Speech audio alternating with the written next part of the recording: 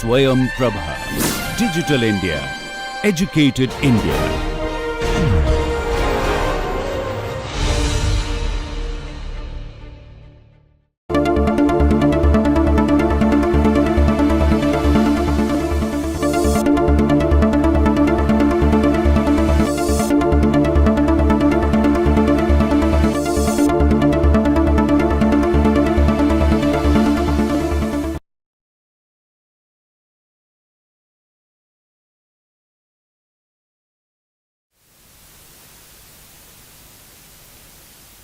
Hello, welcome to Module 4 of second week's lectures on Introduction to Dynamical Models in Biology. Earlier, we have discussed about steady states, situation where the dependent variable is not changing with time. In this module, we will learn about stability of steady states. Before we try to understand what do you mean by stability of a steady state, let us recapitulate about steady states. The basic concept of steady state is like this. You have a dependent variable, say x, that is changing with time.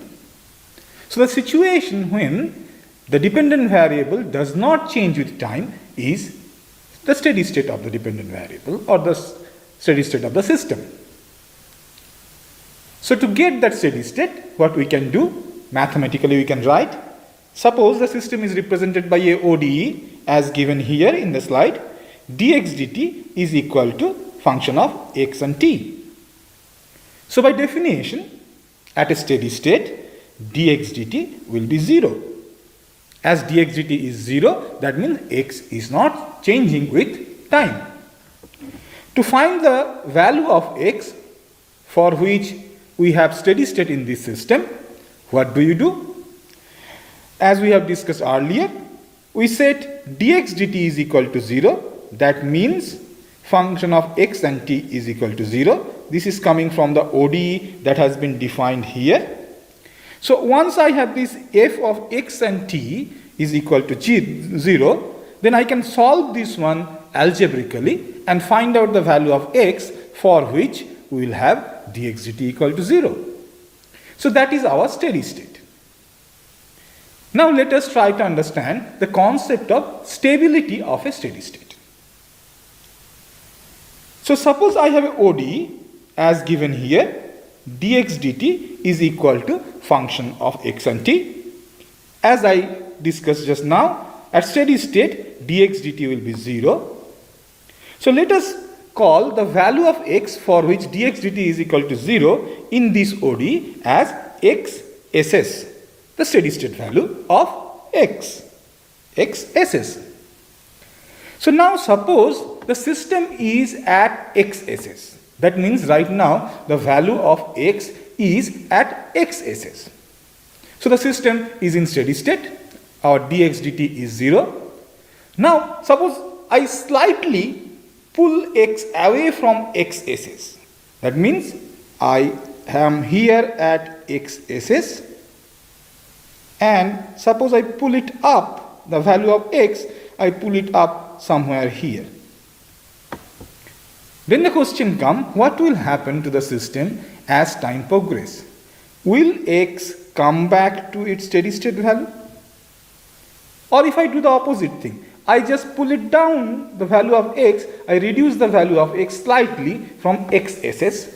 So suppose I reduce the value of x slightly to here. This is a small change in x, del x.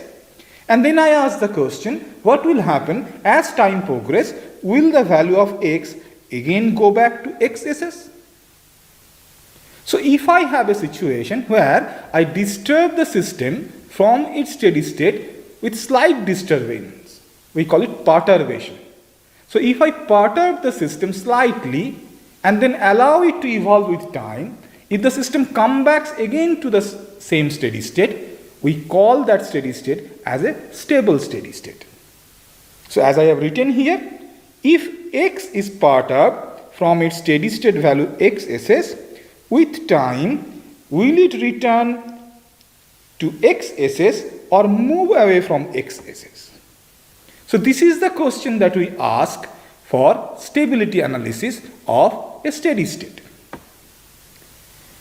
This type of analysis, this type of question, that if I move away or if I perturb the system slightly from a steady state, will it collapse back to its steady state or it will move away from its steady state, is also important if I want to understand the dynamics or time evolution of X around these steady states. So another purpose of understanding the stability or analyzing the stability of a steady state is to understand the time evolution of X around a steady state. So let us try to understand the stability issues of a ODE based system using this concept. So let us take a specific example. We'll go back to our old example of spread of infectious disease. So the system is represented by a ODE, dx dt is equal to r into x into 1 minus x. If you remember, x is the fraction of population that is infected with the disease. Let us consider r equal to 1. It will be easy for our calculation. And now we will find out first the steady states of the system, and then we will try to understand the issues of stability of the steady state for this system. Let us see. At steady state, by definition, dx dt will be equal to 0. So at steady state, dx dt equal to 0. That means from the ODE given here, I get r into x into 1 minus x is equal to 0. So now r is equal to 1. That means using this relationship, this equation, r into x into 1 minus x equal to 0, it is true if and only if your x is equal to 0 or 1 minus x equal to 0. So both of them are possible, either or. So if I consider 1 minus x equal to 0, then I can use simple algebra to get when 1 minus x equal to 0, I get x equal to 1. So this system has two steady states. XSS, that steady state value of x, is either 0 or and 1. For both the value, the system will be in steady state. So let us try to understand the concept of stability of these two steady states using direction field. If you remember, direction field is nothing but a graphical representation of how the dependent variable changes with time.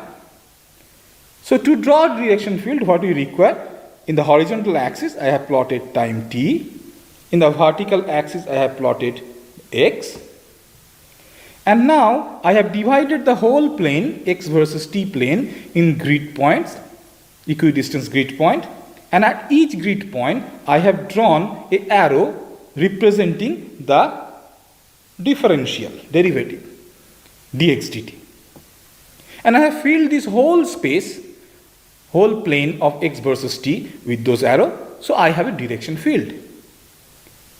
Now just now we have calculated at x equal to 1 and at x equal to 0 we will have steady state. So let us look into the direction field.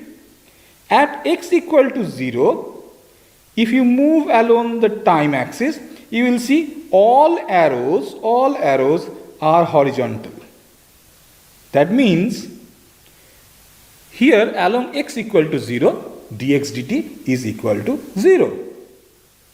Similarly, at x equal to 1, all arrows are actually horizontal. That's why I have drawn two radius lines to represent that we have steady state at x equal to 1 and x equal to 0, and the direction arrows which represent dx dt are all zeros. Now let us try to understand the concept of stability. Suppose I am at time point 5 here and I am at steady state of x equal to 1. So I am at time point 5 and x equal to 1. So the system is at steady state. I pull x a bit higher and drag it here, slightly high.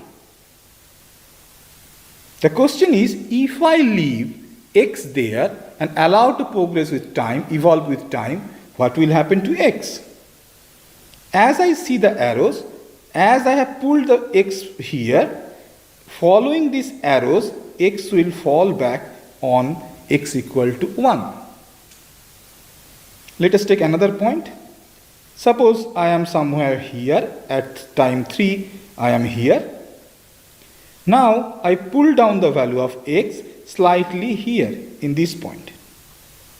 So now if I leave x, with time x will evolve along this direction field, and ultimately collapse at x equal to 1. So from both the side of x equal to 1, if I perturb the system, that means if I change the value of x slightly higher or slightly lower, with time x will again come back to value of 1. That's why this x equal to 1 steady state is called stable steady state. What is happening?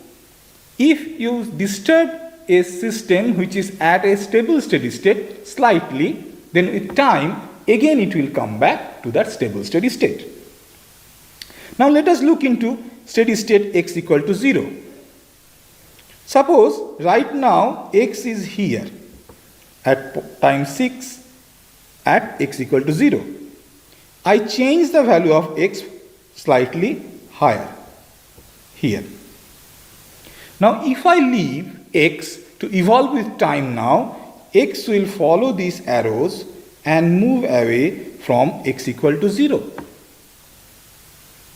Suppose I take a value slightly below the original value of x equal to 0. And now if I leave it and allow x to evolve with time or change with time, then following this direction field, x will move in this direction. As you can see in this direction field, the arrows are telling me that if I change value of x slightly away from 0, they will move away from x equal to 0. That means if the system is at steady state with x equal to 0, and now you slightly disturb or perturb the system will not stay at x equal to 0 anymore. It will not come back to x equal to 0 anymore. Rather, it will go away from it. So that's why x equal to 0 is a unstable steady state. So we have defined two things: stable steady state, unstable steady state. In stable steady state, if the system or the dependent variable, if it is at stable steady state, if I perturb it slightly with time, it will again come back to that steady state. Just the opposite for an unstable steady state. If the system or the dependent variable is at a unstable steady state, if you do nothing to it, it will stay at that steady state. But if you perturb it slightly, with time, it will never come back to that steady state anymore. It will diverge away from it. And that's why it is called unstable steady state. Let us explore the direction field further to understand how the dynamics happens between a stable and unstable steady state. Isn't the same problem? As I have shown the direction field here in the graph, I have two lines, reddish colored, representing one unstable steady state, the other one is a stable steady state. So suppose at time equal to 0, I am here, x is here.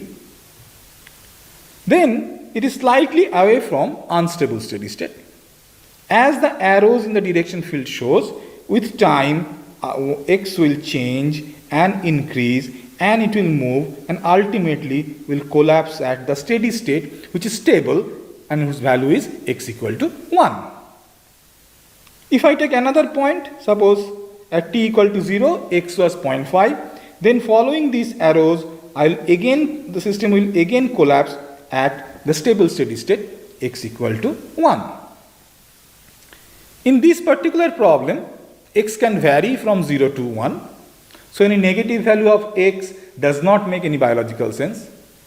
Any value of x bigger than 1 also does not make any sense, because we are measuring the fraction of people who are infected with the disease. But mathematically, let us try to analyze further.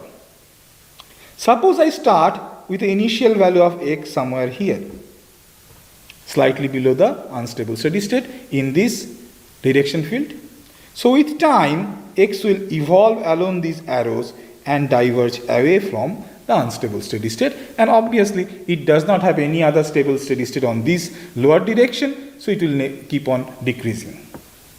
Whereas if I start at t equal to 0 at a value higher than 1, then along this direction field arrows the system will move and eventually collapse at the nearest x equal to 1 steady state, which is a stable steady state. So this graphical analysis shows that by drawing and marking the steady state on the direction field, I can identify, based on the arrows of the direction field, I can identify whether the steady state is a stable one or an unstable one, and I can make a prediction about a time evolution of the dependent variable along this direction field from a unstable to a stable steady state. Now let us look into another way of analyzing and identifying stability of steady states. So let us take the same example, dx dt equal to r into x into 1 minus x. We have considered r equal to 1 for simplicity. What we will do here, we will draw a table with 4 columns. First column will represent the value of x. The second column is the derivative of x as given by the ODE. Then the third column is for the sign of the derivative. And then we'll have a column for arrow. I will explain what type of arrow we will put here. One important issue of doing this type of analysis is that I have 3 rows. The middle row represents a particular steady state value. On the upper row, just above the steady state value row, you take a value slightly bigger than the steady state value that you have taken in the middle row. And in the lower one here, you can take a value slightly smaller than the steady state value. Let us see with examples. So if you remember, just now in few slides back, we have calculated that we have 2 steady state for this system, x equal to 0 and x equal to 1. So let us start analyzing x equal to 0 first. So I have a table here with 4 columns, 3 rows. In the middle row, I put the steady state value of x. This is my x steady state, that is 0. Obviously, the dx dt for this x equal to 0 is 0. And it doesn't make any sense of talking of sign of 0. But I put an arrow which is horizontal here. Horizontal because we know that from direction field concept, the arrows in direction field when the derivative is 0 is horizontal. So you have a horizontal arrow here.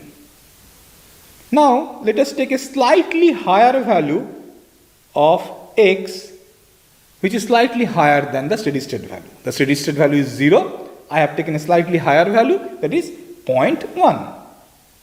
So if I put this 0.1 in place of x in this differential equation, I get dx dt is equal to 0.09. The sign of this derivative is positive. So I put an arrow pointing up. That means dx dt is saying that x will increase. So I put an arrow up as shown here. Let us now take a slightly lower value of x, from slightly lower than the steady state value of 0.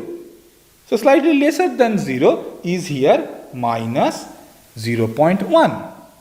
I again use this ODE to calculate dx dt, r equal to 1, r into minus 0.1 into 1 minus 0.1. If you do the calculation, you will see dx dt is minus 0.11. So if x equal to minus 0.1, using the ODE given above, I get the derivative is equal to minus 0.11. The sign of the derivative is negative, and as the sign is negative, that means it is saying x is decreasing with time. That's why I put an arrow down. So now once you have made this table, focus on this this column of arrows.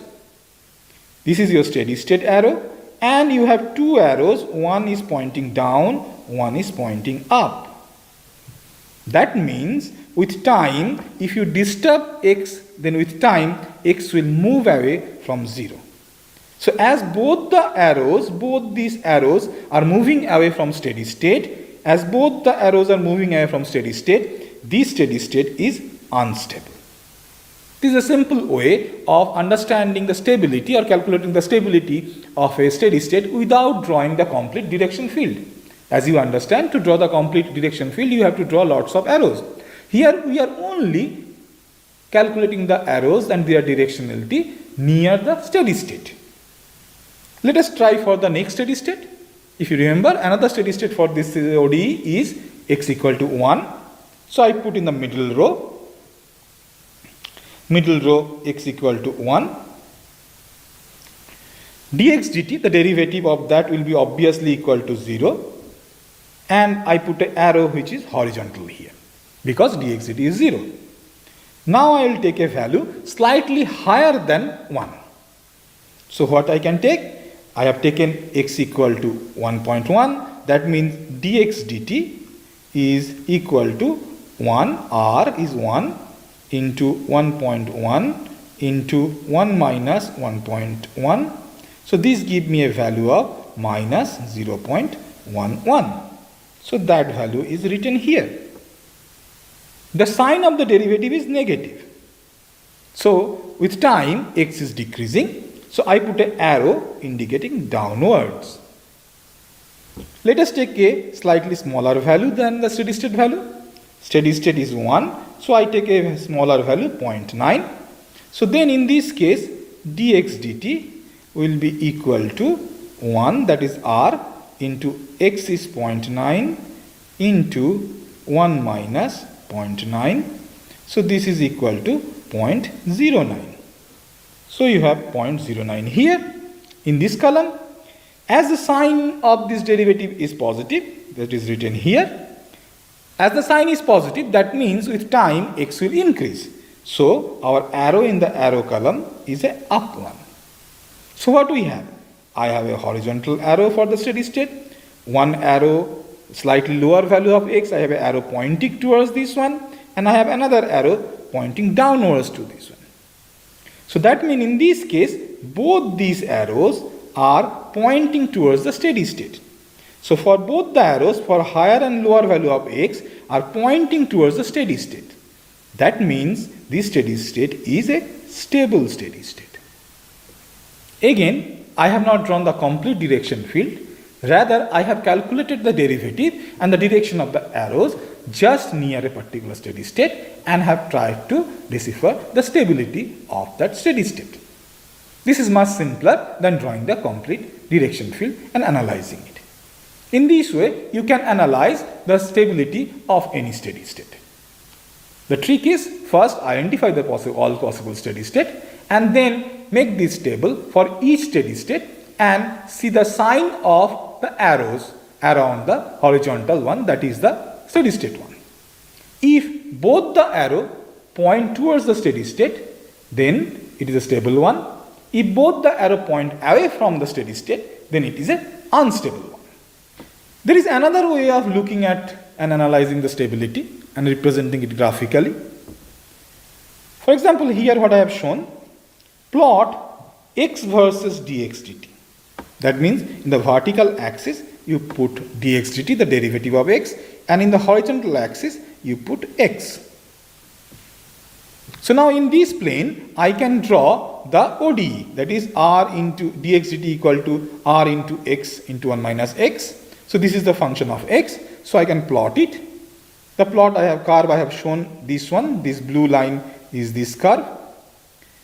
So this is nothing but r into x into 1 minus x, where r equal to 1. I have taken r equal to 1 to draw this one. Now, what is steady state in this curve?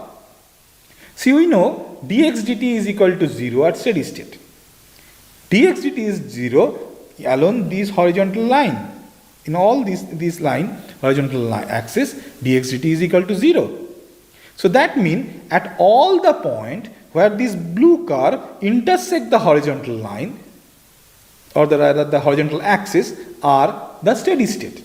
So the one intersection point is this one, the red dot I have shown. The other intersection point is this one. And you can see easily this first intersection point, this one is nothing but 1, 0. 1 is the value of x and 0 is the value of dx dt. The other intersection point is at 0, 0. When x equal to 0, dx dt is also 0. So just looking at this graph, I can identify the number of intersection point where the ODE, the curve representing the ODE, is intersecting the axis for x, and those are my steady state. Then I can do the similar calculation the way I did in the previous slides, that I take a value slightly bigger than a steady state. For example, let us take this one, 1, 0. So I take a small value of suppose 1.5, 0, and then I calculate what is the derivative at that value of derivative that time, dx dt at that point. So obviously that will be negative.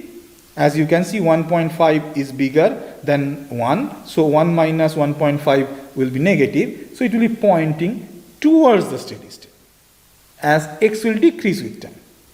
Similarly, I can take a point slightly before the steady state, that is a lesser value than 1, and I can calculate dx dt there, and based on the sign of that, I can easily see the sign will be positive. That means x will increase with time, so I put a arrow towards the steady state.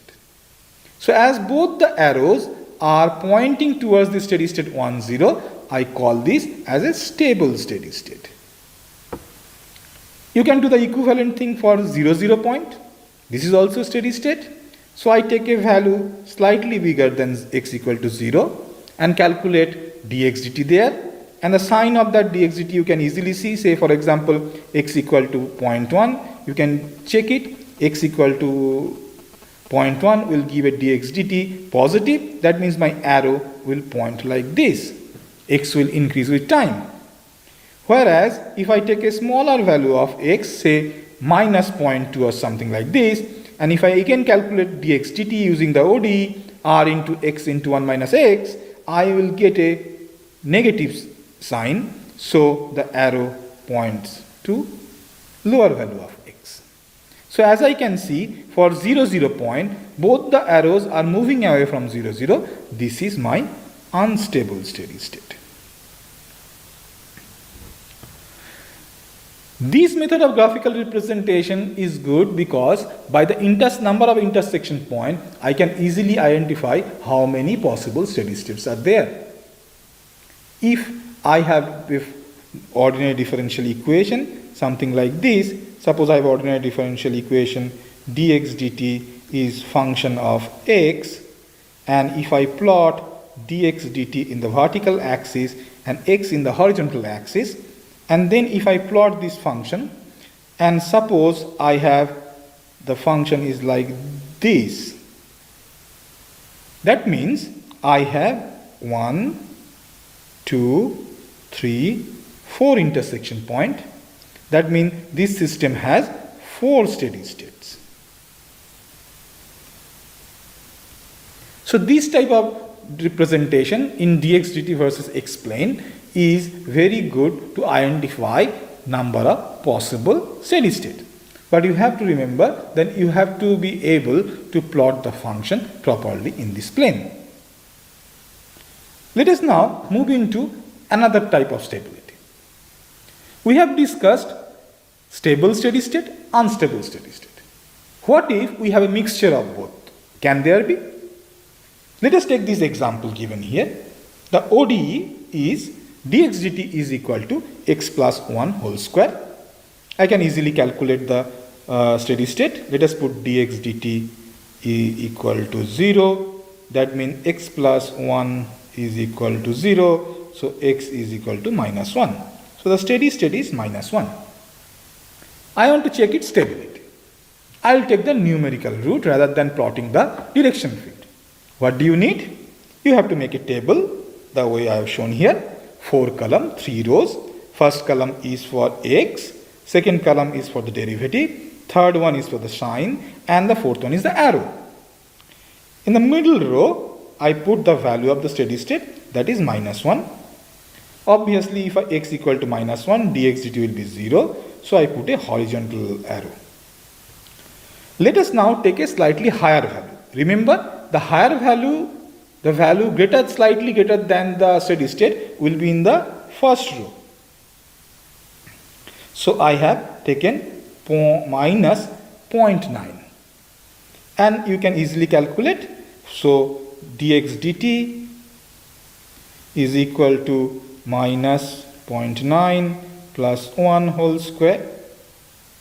So the value is 0.01, and obviously the sign will be positive because you have a square term. So you have positive sign. So I can put the arrow representing up.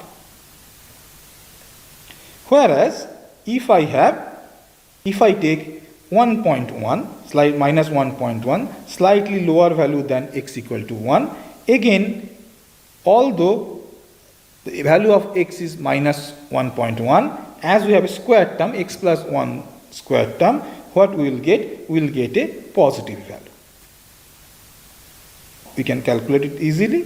For example, dx dt is equal to minus 1.1 plus 1 whole square, so that will be 0.1 whole square, and you will get this value. So obviously this is positive value, and the arrow will be pointing up. So in this way, you can see here, this is the horizontal arrow representing the steady state. Two arrows, slightly lower value of x, slightly higher value of x, one is pointing towards the steady state, another one is going away from the steady state.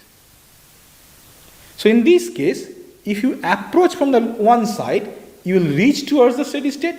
If you start from another side, you will go away from the steady state. So this type of system is semi-stable. Let us look into the direction field of this. I have t in this axis, x in this axis. What we have plotted? We have plotted the arrows. The arrowhead has not been given to keep it clear. This has only one steady state, that is -1. So I have drawn a dotted line here. If you start from a lower value than the steady state, suppose this minus 1.5, the arrow says that you will move along these and collapse at the steady state. But if you start at a slightly higher value, say suppose somewhere here, then you will move along these and go away. So if I start from the lower value, I collapse at the steady state. If I start from a higher value, I move away from it. So from one side, it has stable type behavior. From the other side, it has an unstable behavior. That's why this is called semi-stable steady state. Now let us look into the same system in dx dt versus x plot. So my equation is dx dt is equal to x plus 1 whole square. I have plotted x in the horizontal axis, dx dt in the vertical axis, and this curve represents x plus 1 whole square. So you can see this curve is intersecting the horizontal axis, at the axis for x, only at one point, that is minus 1, 0. That means this system has only one steady state. I can take a smaller value than minus 1, and then I can calculate the dx dt. As the dx dt is positive, so it is moving towards it. I can take a bigger value of x and calculate dx dt there. Obviously the dx dt is positive, so x is increasing with time, so my arrow is in this direction. So one arrow is moving towards the steady state, one is moving away from the steady state. So this one is semi-stable. So it is a semi-stable steady state. Let us now jot down what we have learned here.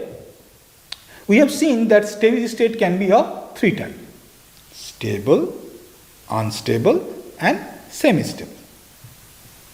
Stability analysis also helps us to understand how the system or the dependent variable will evolve with time around the steady state.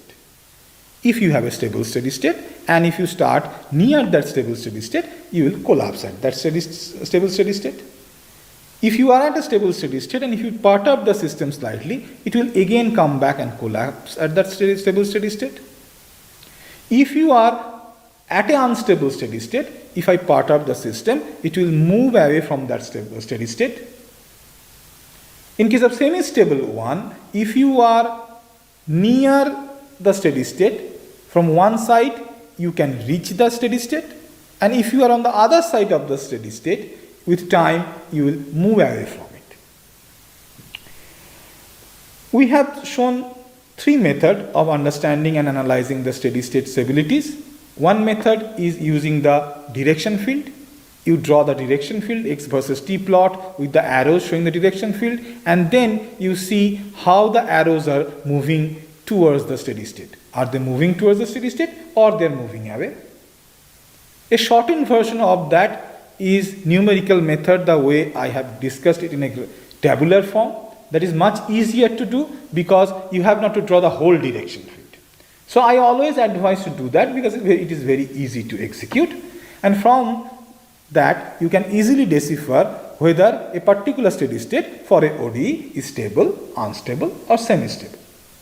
In some cases, you may like to plot the dx dt versus x plot and then draw the function representing the ODE there, and the curve will intersect the horizontal axis, that the axis for x, in one or less or more time. So depending upon the intersection point, number of intersection point, you have so many steady state, and you can similarly analyze the stability of the steady state at each of this position, calculating the dx dt around it, the sign of dx dt around it. That's all for this module. We will continue discussing about steady state and stability issues further. Thank you.